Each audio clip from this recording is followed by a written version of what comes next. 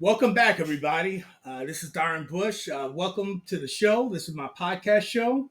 Uh, the name of my show is called The Mechanics of Money. This is episode 2, right? So this is good. This is good. It's an exciting time for me and my company. My company name is Theogony Financial LLC. Uh, Today we're going to talk about the 3 T's, right? The tools, the taxes, and the truth, right? And the truth is, according to how I see it, right? It's my opinion, right?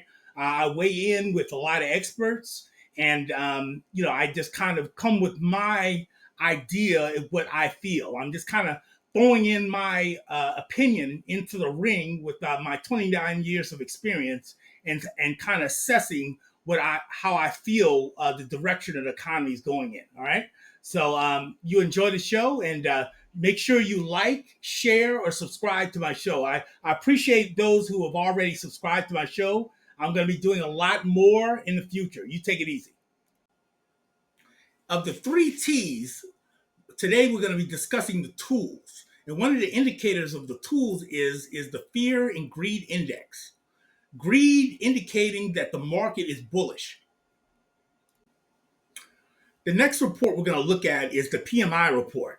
This particular report is showing neutral to mild concern, and the PMI report measures new orders, inventory levels, production, supplier deliveries, and employment environment. Next, we're going to talk about the M1, M2 money supply. There's a gradual increase of the money supply, which is good because in earlier months, there was a contraction of the money supply where they was causing problems with liquidity for banks and hedge funds. Next, we're going to go over the credit card and auto loan defaults, also commercial property defaults.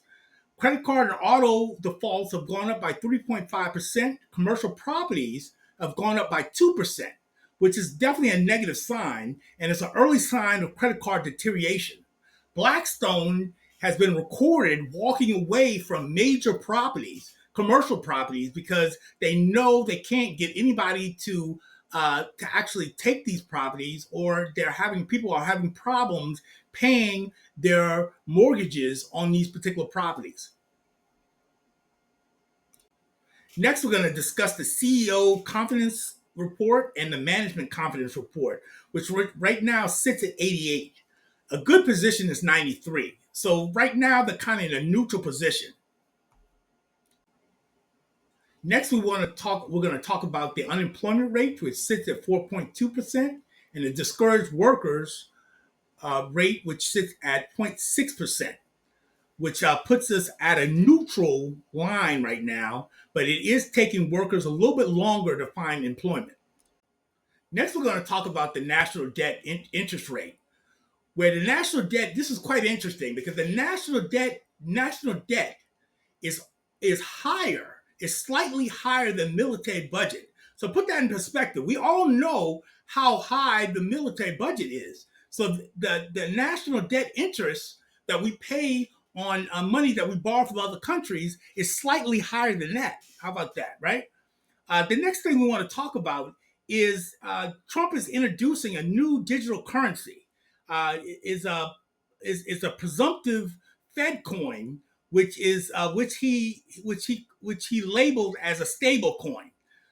This coin is specifically targeted to stave off the de-dollarization of the U.S. currency. Now the problem is, once this stable coin is put in place, because of the uncertainty in the economy right now, it might cause a run on the banks, right? Because people are not really confident with the bank's positioning or the hedge fund positioning, which might cause a destabilization in the market.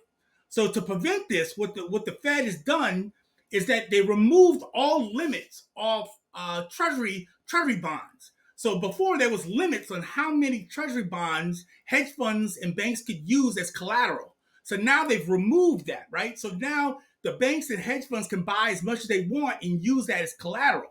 The problem is that once they do that, their financial statements might become misstated because it won't show a true reflection of their financial positioning. Thus, why they put the limits on buying of the treasury bonds from the banks and hedge funds in the first place. The next thing we're going to talk about is interesting as well, is a Trump proposed account. It's called the Trump account, right? Where every newborn that was born uh, January 1st of 2025 receive $1,000 in their account, uh, tax free, right? That can only be invested in the stock market. Obviously, this is something geared towards a kind of a stimulus towards the stock market. We don't know when this is going to go in place, when it's going to pass, but let's keep an eye on this. Now, this is similar to what Russia has done in the past. Russia has had a similar system and a similar bank system called the Gauss Bank. It's called Gauss Bank, and Russia has a singular bank system. Next, we're going to look at the nominal GDP and the 10-year Treasury yield.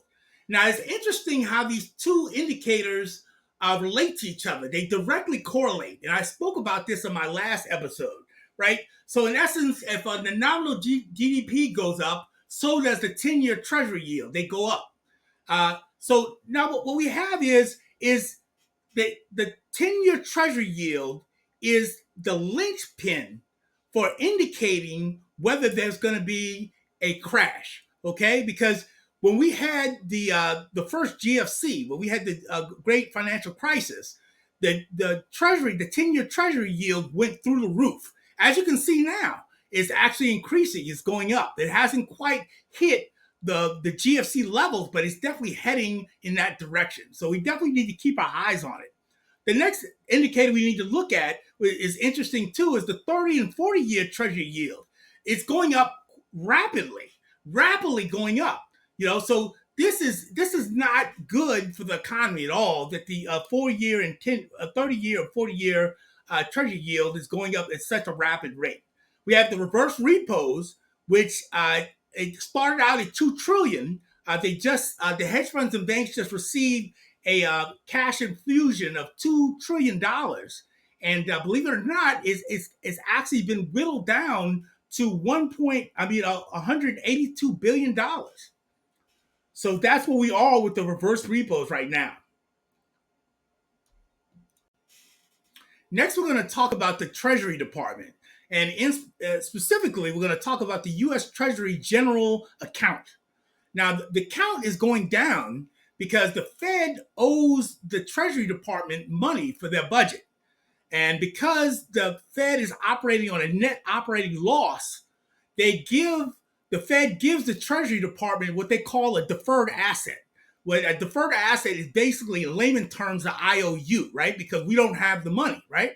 So the Fed doesn't have the money to give to the Treasury Department, so they give them this IOU. And as you can see, as the money dwindles down, you see that the Treasury Department's Treasury's general account is getting lower and lower as you look at the bar graph. Now, this sends a direct message into the economy, right? Sends a shockwave, because as people look at the Treasury Department's balance sheet, they grow concerned, more and more concerned about the account, about the government's ability to pay its bills or operate in a diligent manner. What we have is the 4-week Treasury spread. And this is quite interesting because I want you to focus on the dark orange line on this particular line graph.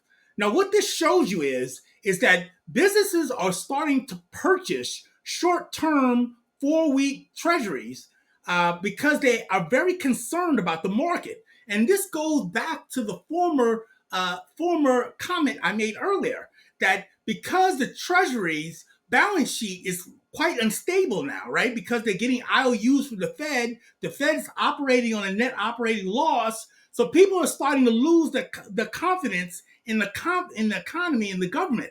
So now what happens is this is another thing that has a direct correlation. When these things happen, then people start purchasing these short-term bonds, right? They start purchasing the week bonds and the 4-week bonds. Okay, as we start looking at all these charts, we start seeing a definitive line and a connection between all of them, right? But now we're bringing everything in full circle, right? So this particular chart we're looking at is the deferred asset balance chart. Now notice what direction the deferred asset balance chart is going. It's going up. It's going up. It's increasing at a very rapid rate. And this is because the Fed is operating on a net operating loss. I did say that. The Fed is operating on a net operating loss, right? So because they're doing that, they're creating this accounting instrument that they call it deferred asset, which technically in layman terms again is an IOU, right? It's not money. It's just me promising you that I'm going to pay you something, right? So that's what the Fed is doing, and it's actually giving this to the Treasury, and it's making a lot of people nervous right now. Okay, now we're going to talk about currency. 40 countries has committed to drop the US dollar, right? And now they want to use the brick as their fiat currency. That's quite interesting. And now the next thing we want to talk about is the U.S. credit rating, which has been downgraded. Okay, and Japan, which was the number one creditor in the world, is now been downgraded too. So we're starting to read the tea leaves a little bit. I think we're starting to see a pattern here, right? We see what direction everything is going in, right? First, the U.S. credit rating is dropped. Now Japan, which was number one with their credit rating, is down, has been downgraded, and now Germany has taken the number one spot as a creditor. Next, we're going to look at the IMF terminal rate, right? This particular rate right now is at 50. You know, the IMF indicator, excuse me, the IMF indicator is at 50, right? We're looking at the terminal rates. These rates are being cut at a rapid rate. You can see this on the chart. You can see it as it's going down. You see it sloping down, right? This indicates a weakening of liquidity ratios, a rise of accounts payables, a slipping of budget accuracy, and also the reduced forecast for liability. Now we're going to talk about, now we're in the favorite part of my podcast, right? You're probably thinking to yourself, well, Dyron, you're probably saying to yourself, well, Dyron, what does this all mean, right? You're having all these charts, these bar graphs, these line graphs, all these indicators, but what does this all mean? What can this do for me? Well, this is the part where in the beginning I talked about the 3 T's, right? So we talked about the tools, the tax, and the truth. In this particular case, we're going to cover 2 of them, right? We already went over the tools, so let's talk about the truth. And this is the truth as I see it, right? This is my opinion, right? So I think that we're heading towards a recession sometime in the 3rd quarter or the 4th quarter. Now, I'm not in a vacuum by myself in this. You know, some people scoff at it. And it is important to add that there's 2 different philosophies here, right? It doesn't mean that both schools of thought are wrong, right? You have people that are looking at the S&P 500 right now and they're saying, hey, it's going through the roof. What is he talking about, recession, right? But it's all about perspective, right? If usually people that are looking at the market right now are looking at the market as it stands right now. It's good until it's bad, right? That's my point, right? The market is doing good right now, but it's not going to do that. It's not going to do that all the time, right? We know the market has cycles, right? It's not going to stay good forever. The Warren Buffett indicator already said that the stocks are overvalued already. It's just a matter of when the correction is going to happen.